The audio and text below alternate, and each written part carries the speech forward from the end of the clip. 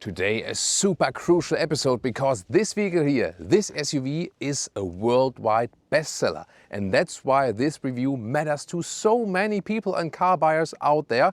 And I really have to say, I have not become a car reviewer to drive some free Lambos or Bugattis or something like that, which might be motivation for others. For me, it might seem strange to some, but for me it's more important to test the cars that people actually buy. That is actually my passion. And of course, then the Mazda CX-5 in the all-new generation also belongs to that. Today we're going to compare it, this one here, the new generation, to the previous generation, which we recently got on purpose as a rental to get the fresh memory. How is the previous generation and how good is now the new generation? What have they changed? Because especially the interior has massive changes. Are they all good? Are also some bad changes maybe? And I can tell you the driving part will be especially interesting, because the question is it still, from the driving feeling, a real Mazda? We're going to find out, and also compare it a little bit to the VW Tiguan, which is the main competitor on the EU market, and also the Toyota RAV4, which is probably one of the main competitors on the worldwide market, especially in North America and so on. And everything of that you need to know now with Thomas and Autogefühl in 4K, full screen, full length. Let's go with the older generation CX-5 from Mazda, which has this new front face, which is not completely different. It's more like an evolution. Of course, there's a new light signature right here, which doesn't seem one line going through. It's more like one on top of the other, and I picked the white color here for today because in the studio we had the Soul Red Crystal, which is also a very beautiful color, and I also thought that my outfit works better with this vehicle because yeah, maybe it's the other way around. I don't have so many Soul Red Crystal colors in my wardrobe though. Then here the length, this is a crucial change, already 4.69 meters or 185 inches, which is 12 centimeters or 5.5 inches longer than before, and half of that translates into more legroom.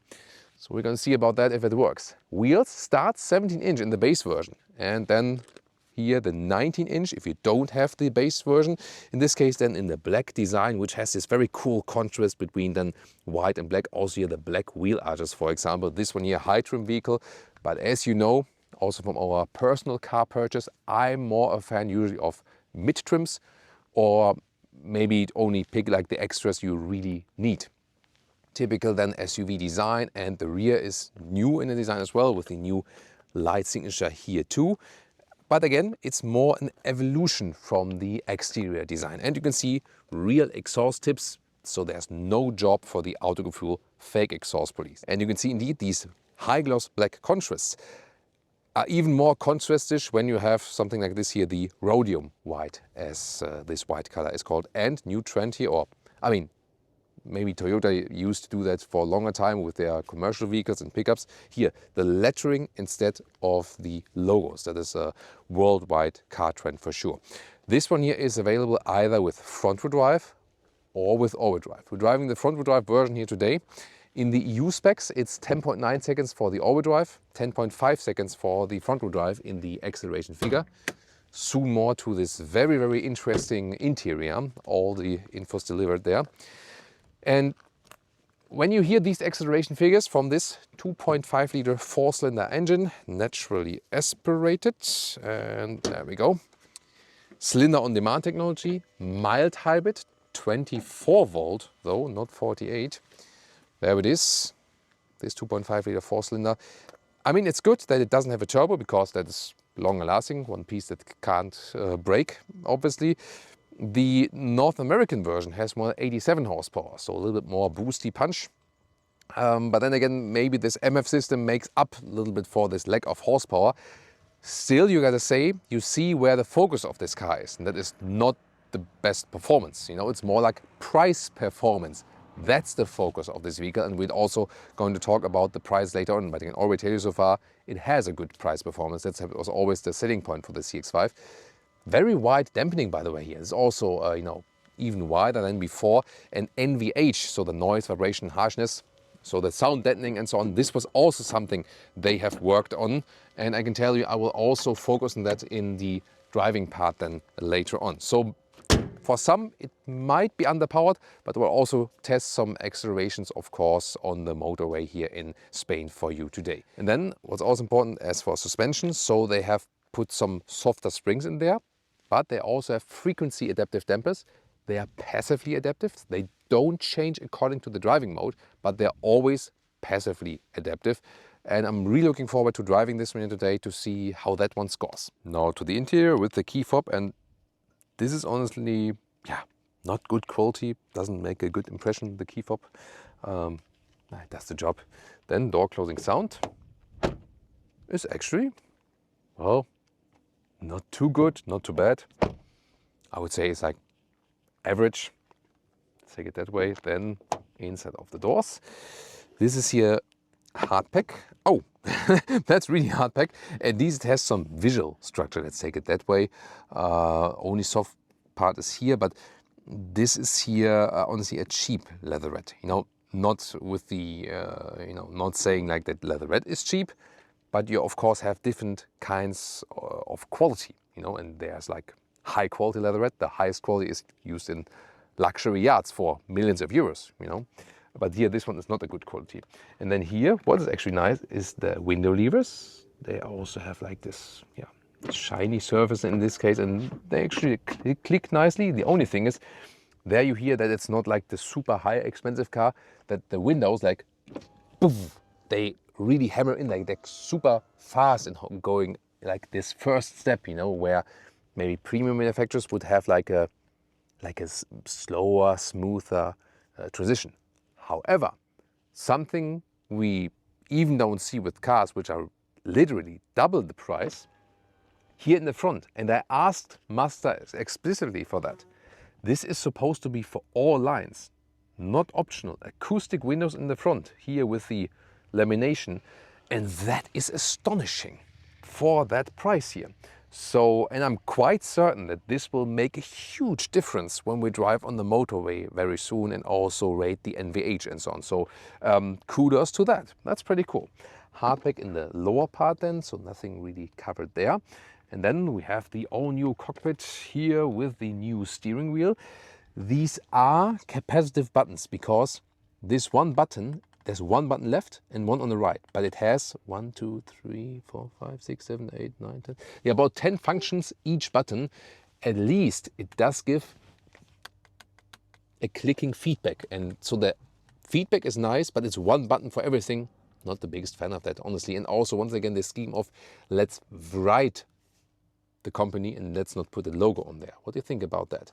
Soon more about instruments and the screen and so on. Then seats. This is here the optional animal skin in the highest trim. Base would be all the way black fabric. Then you can also get fabric on the inside, leatherette outside for the mid-trim levels. Then also in two colors. You can also get one with a little bit more bright white elements and so on. And I would also stick with the mid-trim level because yeah, here the surface is not the most comfortable. It's actually quite stiff. The ergonomics of the seats, however, is fine. So I would then go for the mid-trim level then and enjoy also a little bit more breathable comfort from this fabric seat. For these, however, you could also get the seat cooling. Then here, headroom, 1A9, 6 for 2. It's fine with that. Nice bright ceiling and also panoramic roof. And first of all, this sun cover, sunshade. And this is also still one you can actually open. And it's one of the options you can also get for this vehicle. And yeah, I mean, I'm happy that there's the knob, but it's not the most pleasant knob to feel, so to speak. It opens quite in an angle. You can see it right there, right? It's not so long, this opening, so it's a very short opening, but at least we still do have an opening. And manual control of the steering wheel, up and down, in and out, that's also totally fine. Now to the cockpit details. First of all, a small detail we recently experienced with our rental car from the previous generation, and I hope they fixed it for the new generation. Sometimes it's good to talk to taxi or Uber drivers or to rental companies, and then they say, these are the things that often broke with the vehicle. And because in our previous generation rental car, here on the passenger seat, the seat control, this one here, back and forth, was broken. And then they told me at the rental company, yeah, that happened to a couple of vehicles actually from the previous generation. Not sure if you can confirm that if you have a previous generation CX-5. I hope it's not the same mechanism, or I hope that they fix it for this generation. Let's see about that, but it's also good that you add in the comments when you have some experience with previous generation, or also when you watch this video at a later stage, that you can maybe give your experience from the only generation from a customer perspective. That's always very valuable here to our community, of course. Then this all-new cockpit. So much things to say about that. First of all, material-wise, this is, well, it's nothing's this is softer here, but the top part is a little bit softer. This is not too soft, but it looks soft. Let's take it that way. Then here the glove box is also dampened, but it's pretty tiny, just for some documents. That's it. And then we have to talk about this large screen and the user interface. This is here the top trimmable 15.6-inch infotainment. It's really large. Is it maybe too large for this car?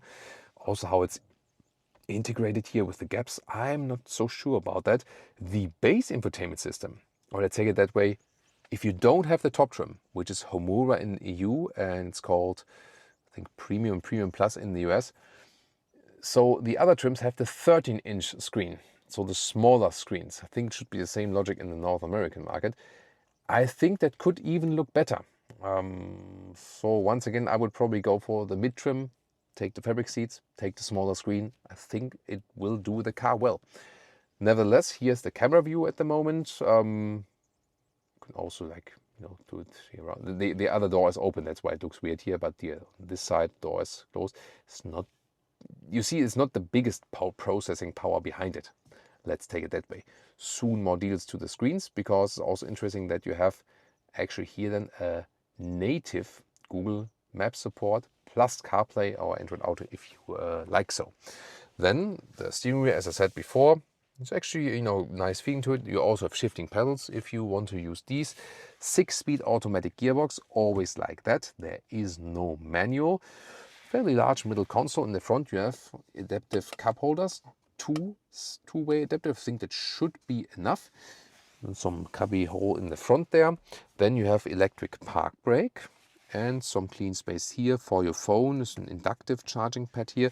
This is actually better quality at the outside. This is what I mean here. So by the leather red quality is better here on the inside than on the outside. And then you have this split opening, probably inspired by Mercedes. And you can store all this clutter and smartphones here. One is the USB-C connector, but you could also connect with wireless, it's also possible.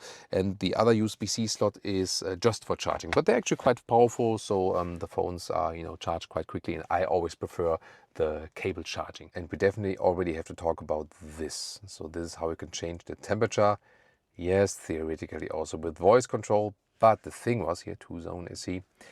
Mazda has always been about, we are still the manufacturer that does buttons and knobs and everything. And now with all their new models, they delete it. And that's a problem, I think, because especially the Mazda customers went for the Mazda vehicles because they were a little bit more conservative in the user interface. And that was a good thing in that case. Yeah, so I'm a little bit sad that we lost the buttons to control everything. And I don't think it's a good decision. And we see that manufacturers are going back to that. Even Volkswagen, they have recognized the problem. Listen to your feedback. We give your feedback to the manufacturer. Then tell them also what we personally think about it, of course. And now Volkswagen is going back to physical dials. And recent news is also that the Chinese government will say the cars will require to have mandatory buttons for certain functions. Although it was, like on the Chinese market, these cars were pushing the buttonless solutions. And of course, it's also, let's say, a lex Tesla. So it rule against Tesla a little bit, because Tesla was taking it, I think, too far with removing everything button-wise. And now it's becoming to be regulated. Also, Euro NCAP is doing something similar, So we will be going back to an age where certain functions will be activated with buttons and turning knobs again. Not everything, but there where it makes sense. So on the one hand, sad to see that go. Gotta say though, they have kept it visually, let's say, clean, that you can still easily achieve that. And you still have these, let's say, half buttons at the steering wheel where you still find everything. And there's one thing, one button at least, which is very important, and they thought of that, and it's actually left next to the steering wheel. And I mean this button here, left next to the steering wheel, press it once and the EU speed chime warning is off. Then the driver POV, once again here with these buttons, this is where you change here how the digital instruments look like, and you can also change the driving mode here from normal to sport mode. Then it turns red like this, and you can also have different layout if you like. And then we also have a head-up display, hard to see, but it's actually quite present. And with the infotainment system, main menu looks like this. Special thing is here that we now have native Google Maps support. So that's inbuilt in the vehicle. I think also a good decision. But you can also have your Google Maps or whatever map app from the Apple CarPlay. By the way, the screen is not flickering. That's just happening on camera here now. Here, good integration from the Apple CarPlay. That's nice. You also have here some vehicle setting, but not sure if this is like, I hope it's pre-production because it doesn't look that good in the visualization. And here once again with the climate unit, camera system is right here. You can also scroll like this, and you also have this transparent bonnet view. To activate the seat heating actually only works when the car is running from the engine. So here cooling and steering wheel heating, and then here you have an options menu where you can also then control all the rest of the vehicle settings. Now to the rear seats, and first of all, look at that here. The door basically opens almost 90 degrees. That's actually pretty cool for installing child seats in and out, and also just to get in and out of the car in a very comfortable way. That's cool. Then here you can see this is all hardback. At least it is somewhat visually structured here. You don't have the lamination in the rear, but I mean, come on, in this price segment, it's great that we have it in the front already. Then also a little bit softer here for your elbow. Yeah, maybe not the best quality overall, but still at least soft. No cover here. And then the rear seats ISOFIX outside each. Then we can put down some rubber lips here.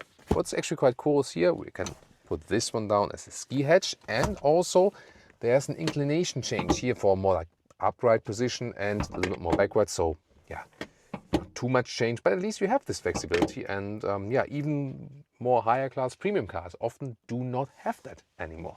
Then 2 USB-C chargers in the lower part, and seat heating would also be an option for the rear seats.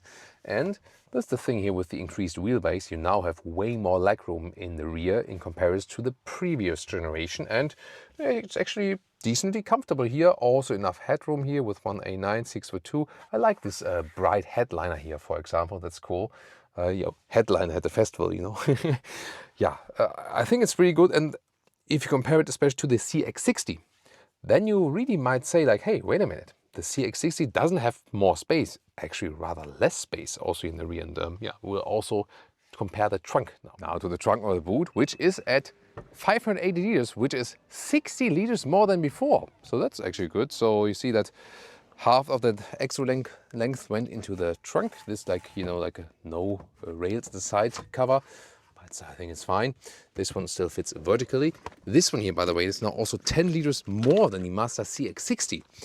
That's also interesting, right? Then here a mirror of 40 inches, even a little bit more than that, you can see, and even wider than here in these arches. So that's actually good. Then the length is almost a mirror or 40 inches. Underneath, in this case here, the Bose sound system. Otherwise, there would be more space, but of course, it's nice to have that the Bose sound system as well. Then it's also not like a everyday feature. You can have this remote unlock. It depends if it works on the seat belt here. So sometimes, you know, when the seat belt is under tension, then it doesn't fold. So there we go. Once again. And then I think I have to help them a little bit here. There we go. And what I'm also positively surprised about this here, they fixed a little bit of this transition. So it's something that I have been criticizing also with their larger SUVs recently, that this transition area wasn't that beautiful. Now it's definitely already better with this vehicle here. And then here, the total length to the seat as I'm driving is then here at 1 meters, almost 180 in meters or 70 inches. Then you also have these hinges here. So also you can fix some stuff. And last but not least, the height. total height. And here we are at 31 inches or a little bit less than 80 centimeters. So overall, that's really good and makes you wonder indeed, considering also the extra price for the CX-60, why you would need a CX-60 still. Yeah, maybe for the buttons on the interior, you know, but space-wise, definitely not. As I said in the intro, didn't become a car reviewer for the free Lambos, but for the details of everyday cars. And this is what I love. Here, look at that. This is here the cover, which you can take out, and they have some felt stickers on top of that. Why is that so important? Because here, there's now the full setup. When you put this one here in, and you maybe know it from some cars, when it's also just plastic, you know, here, then you scratch all the way, everything. And here, when it's like felt covered, you don't collect scratches here, left and right. So once again, I mean, this is like really, I can just keep applauding that. For this is such an easy solution. And maybe in production, it's cost like 0.5 cents or something like that. There's absolutely no economic reason not to do it, but it helps so much that the car still keeps looking good. Let's go. Ooh. So that was 4280 with the all-new Mazda CX-5. We have the 2.5 liter 4-cylinder naturally aspirated engine now with mild hybrid. One more time. Now we can do 60 to 100. Let's go.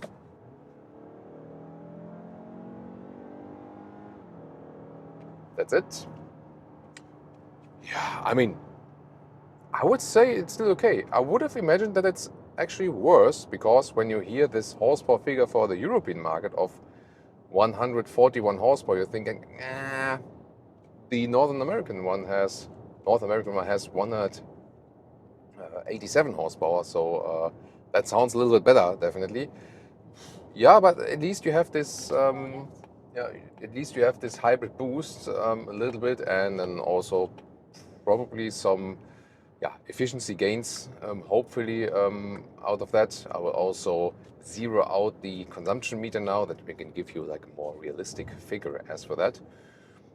So yeah, I still think a car of that size could have a little quicker acceleration. It's 10.5 seconds here for this front-wheel drive version.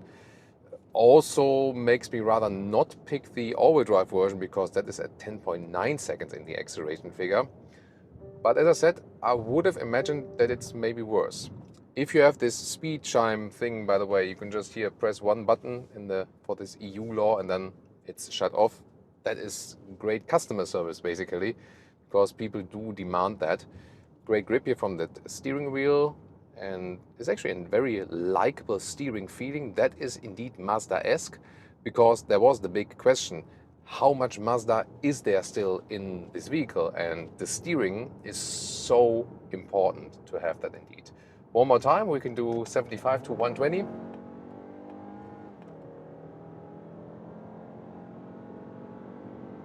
There we go.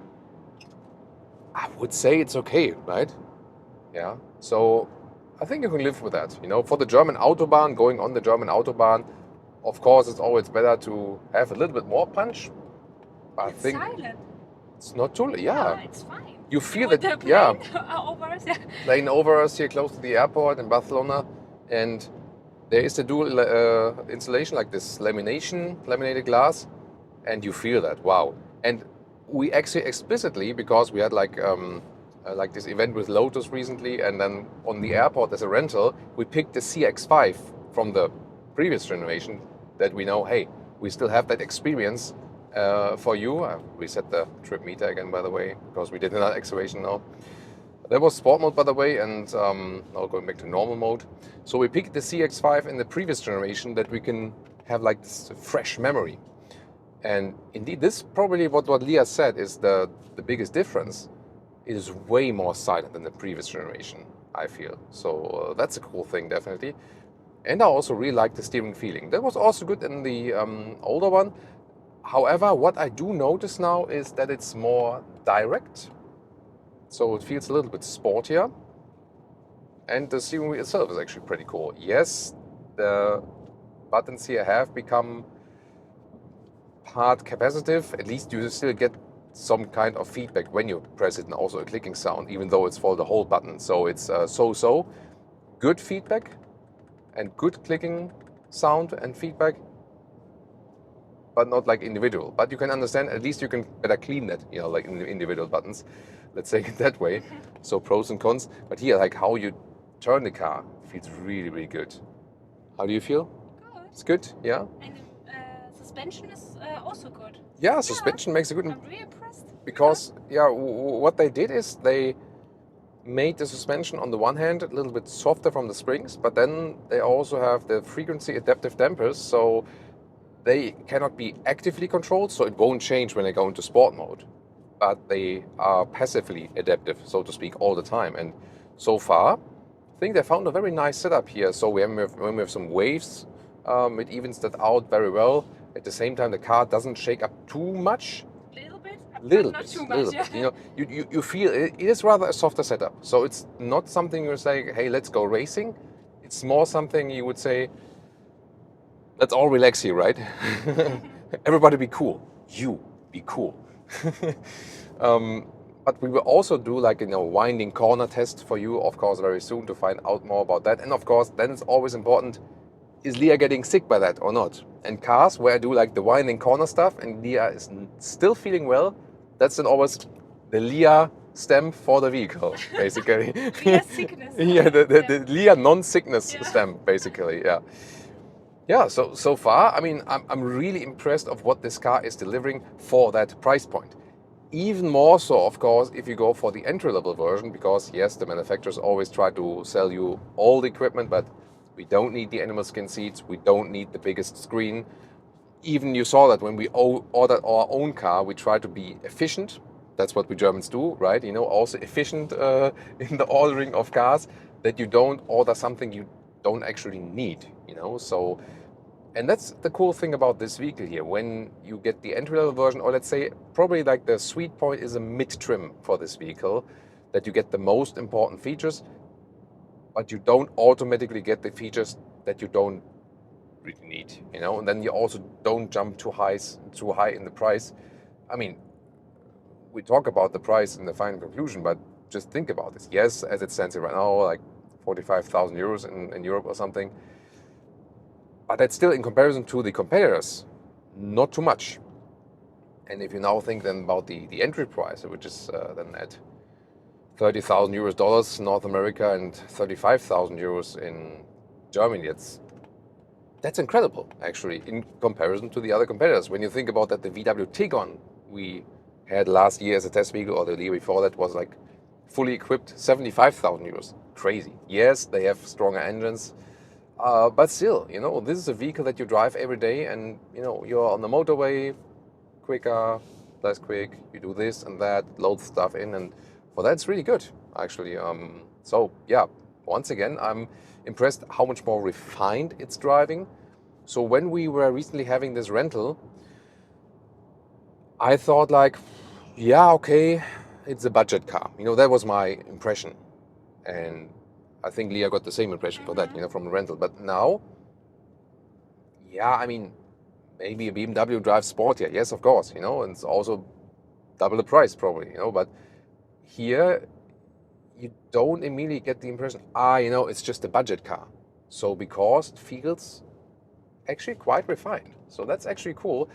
So to me, in driving, it actually, at this point, before the agile driving, so far it over-delivers. So it delivers more than I expected, and it delivers a larger change from generation to generation. And yes, all the Mazda fans, including me, we were and we are still disappointed that we don't have so many physical dials. And I think that's also the wrong way for Mazda to go. So that was, you know, setting the bar a little bit lower, because there was some disappointing stuff with this vehicle, yes. Just from, you know, static stuff. But then again, you also have good things already static. And then in driving, yeah, probably is once again one of the best things. And that was also the crucial thing if you now think about their larger SUVs, CX-60, 70, 80, 90, where customers were somewhat disappointed with some things not functioning, especially with the plug-in hybrid system. Yes, there were some updates meanwhile. Also the suspension Also, they update some things. Meanwhile, it's a little bit better. But the larger SUVs, they never caught up with the original Mazda driving feel. What they call Jinbai Itai, like this unity of horse and rider, which is translated into unity then here of driver and car. And that is, when you drive an MX-5, it's always there. But it was also there with the CX-5 because it's a compact SUV, but it's still fun to drive. And I'm so glad it's still the case with this one. This car really feels connected, when you do the lane change and so on, that's really fine, that's a cool thing, definitely. Let's now, before we leave the motorway, check out the assistance systems. Easily set here with the cruise control on the right side of the steering wheel, also with the active lane keeping assist. So far so good, no nervous corrections and so on. There's also blind spot monitor, have this yellow triangle there in the side mirrors. So first impressions from the assistance systems seems also quite refined. In the previous generation, maybe I wouldn't have used it too much, but here, this is also one level above that. So also assistance systems wise, it seems to be paying off. Of course, we have to test it then, later on in a more thorough way, but that is a good first impression. And also how you have here, this, just a little bit on the brake then to cancel these systems. And then this transition between assisted driving and driving yourself, that's also, of course, always something. Well, I'm also on experience because we had this first transverse bump. So far the road was maybe rough tarmac. What is here the characteristic thing in like the Barcelona area? However, what is when the road is really like destroyed? As we recently experienced also with Lotus then in Hethel, like the North England region. Actually, when I'm talking about this, I think this episode is airing earlier than the Lotus, right? Which can make you actually even more excited for the Lotus episode. Special, unique Lotus episode that is coming up actually. But I mean, if you watch this video here a couple of days later, then both episodes will be online anyways. So now I want to drive a little bit more agile and also see if we can find some bumps and destroyed stuff and so on. There we go. Yeah, also like when it's really silent here also, right? I love that, like, just to see like that you feel the difference. Yeah, it's not too loud outside, but just the difference in here now is really. Then it's like silent. The only thing is, which is not silent, I told you that in the interior part, that is something you might only expect from the car as double the price. Oh, here now, destroyed road. Yes. Bang. But Fine. it's not too bad. Not too bad though, right? So here, when you lower. Someone there? Hello? When you lower the window, it's like it hammers in. Whereas some double the price vehicles, they would maybe lower it in a smooth way.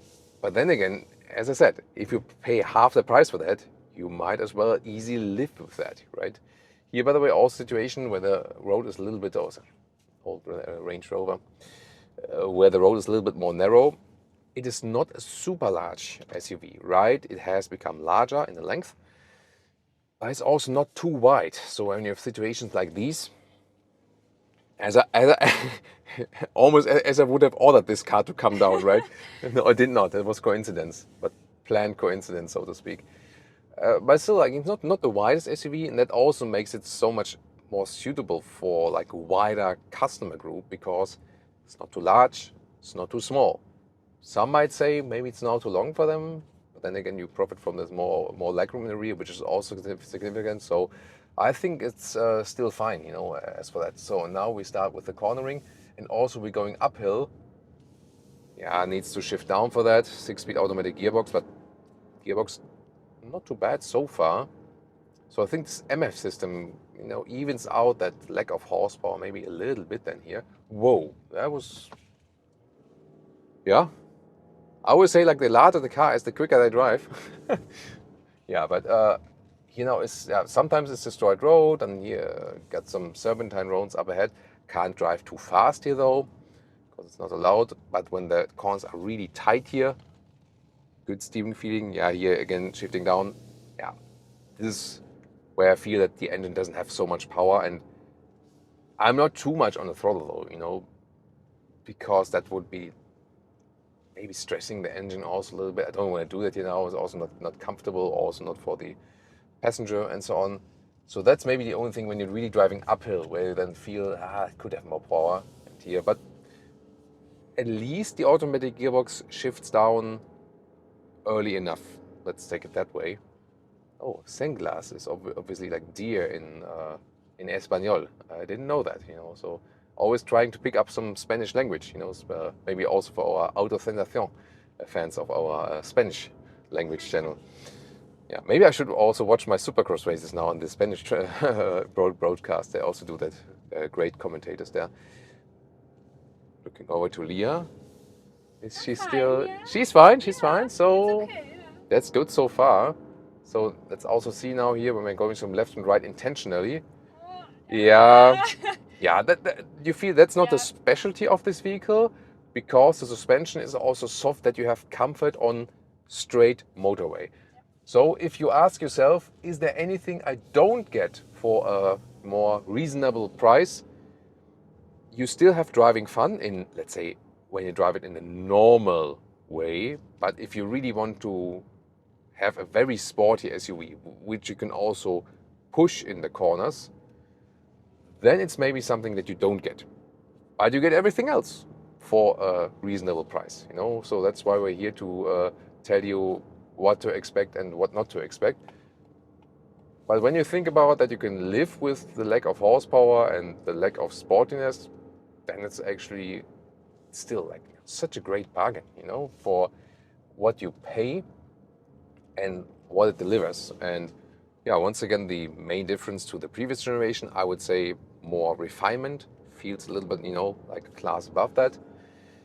Other competitors, as I said, in Europe, VW Tiguan, you gotta say that the Tiguan drives way more agile. So here I would say I'm fine with driving slow, and I also, as a driver, don't feel the urge to drive much faster, honestly.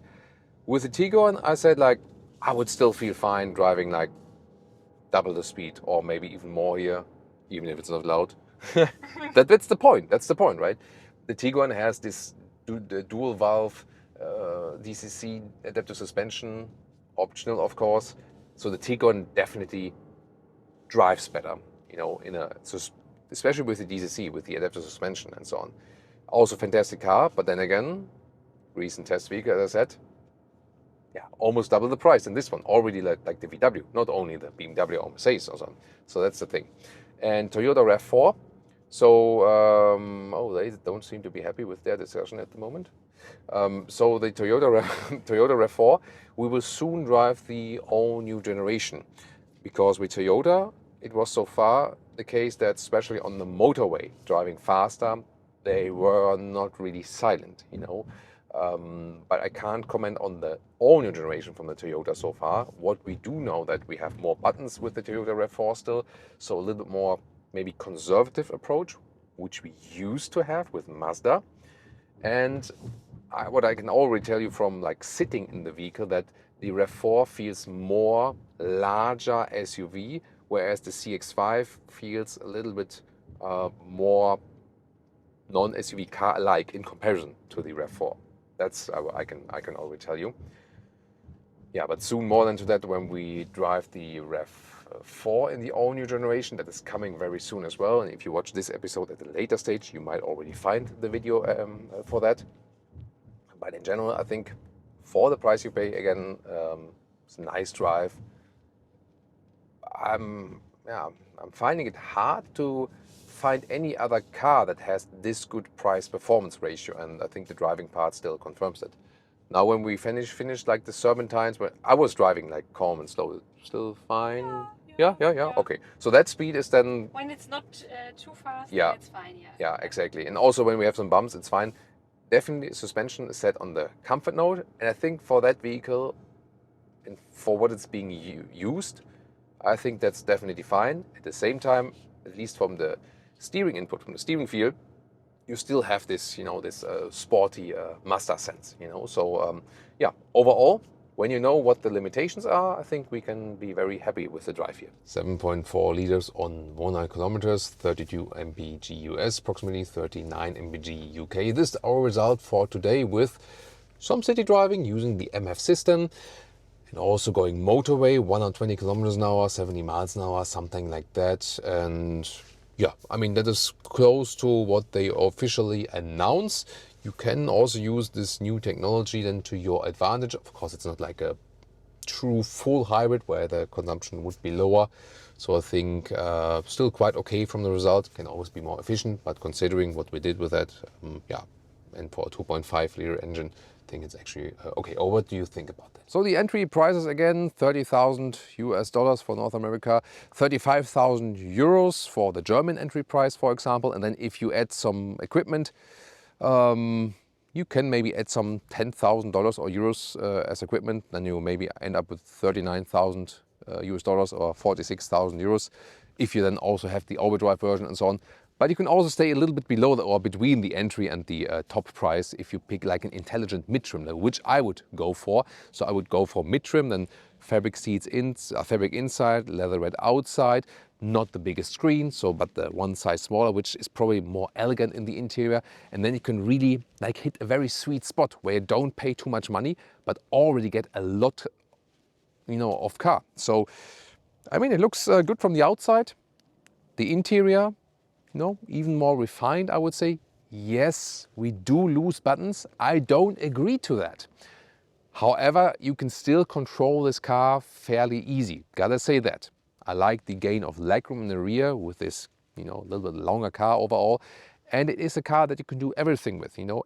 If you get this car, for anyone out there, everyone can do something with this car, you know what I mean? So it fits basically in all kinds of life situations, and at the same time, it doesn't cost too much. So it's still one of the best price performance SUVs out there. In brackets, if you don't maybe pick the highest trim level, so on. Equally from the price, somewhat in the region, is of course also the Toyota RAV4, which will soon drive in the all-new generation. You can also compare the previous generation. And of course, competitor here, especially in Europe, would also be still the VW Tiguan. More expensive though, but still, you know, checking the leasing rates and so on, that's always something different than the list price. What do you think about this all-new CX-5? Tell me in the comments.